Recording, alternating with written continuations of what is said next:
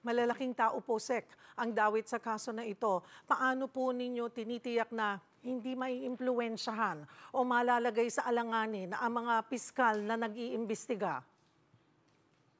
Hindi naman, alam mo yan, we always take a risk in the jobs that we have. No?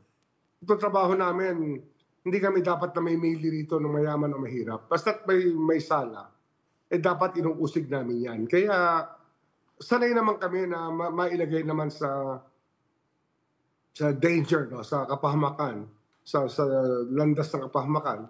Kasi kasama po yan sa trabaho namin dito sa Department of Justice.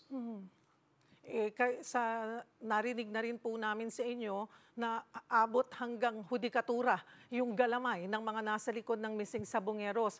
Ayan ang lumalabas, ayan ang amin lang sinasabi based on what we saw, sa what we heard sa ibang mga hawak namin na recordings tsaka evidences that are being given to us.